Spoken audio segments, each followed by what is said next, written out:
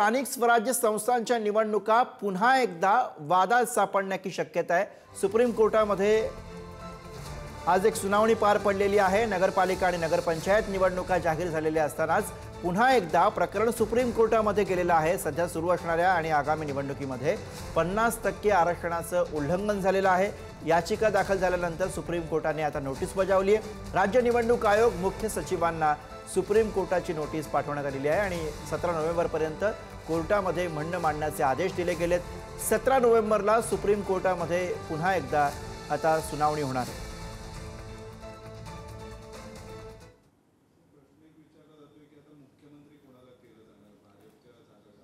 मला वाटतं मागच्या वेळी सुद्धा भाजपच्या जागा जास्त होत्या, 75, जदयू 45 होत्या, पण मुख्यमंत्री आम्ही नितीशजींना केलं होतं आणि हा निर्णय केंद्राचं नेतृत्व 5 पक्षांचं मिळून करतात, तर ते योग्य वेळी याचा निर्णय नक्की घेतील। बिहार रफ्तार पकड चुका बिहार या टॅगलाईनमुळे विजय झाला असं वाटतंय। मला असं वाटतं की आम्हाला बिहारच्या जनतेने जातीच्या पलीकडे जर मतदान करायचं असेल तर त्यांचं लक्ष विकासाकडे वेधलं पाहिजे असं आम्ही ठरवलं आणि त्यामुळेच रफ्तार पकड चुका आहे बिहार। विकासाची गती बिहारने पकडली आहे। मग रस्ते दिसत आहेत, विमानतळं दिसत आहेत, कारखाने दिसत आहेत, एम्स दिसत आहेत, कॉलेजेस दिसत आहेत। हे लोकांच्या मनात पटायला लागले की खरंच विकासाची गती बिहारमध्ये येते आहे। त्यामुळे मतदान जातीपेक्षा विकासाच्या गतीवर केलं पाहिजे हे ठसवण्यामध्ये आम्हाला यश आलं। मुस्लिम यादव अशा पारंपरिक वोट बँकनी त्यांच्या तुम्हाला मतदान केलं।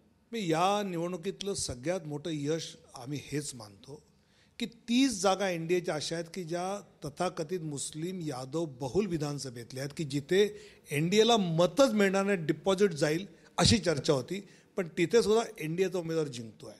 60 जागा शेड्यूल कास्ट डॉमिनेटिंग आहेत, तिथे सुद्धा एनडीए जिंकते आहे आणि अतिपिछाडा समाज इथं मानला तिकडे 110 जागा आहेत। त्यामुळे मला वाटतं जातीच्या पलीकडे जाऊन विकासाची गती जो वाढवेल त्याला बिहारवासियांनी आपला आशीर्वाद दिला आहे। मला वाटतं 22 तारखेला नवीन सरकार स्थापन झालं पाहिजे कायद्याने, त्यामुळे त्याच्या आज शपथग्रहण नक्की होईल।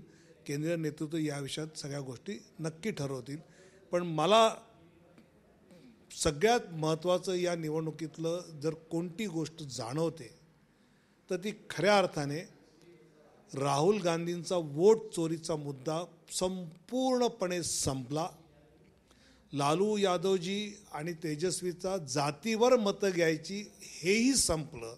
त्यामुळे बिहारमध्ये जर विकासाचं राजकारण जातीच्या पलीकडे होऊ शकतं तर ही खऱ्या अर्थाने भारताच्या विकासाची गती वाढवणारी घटना म्हणून मी पाहतो।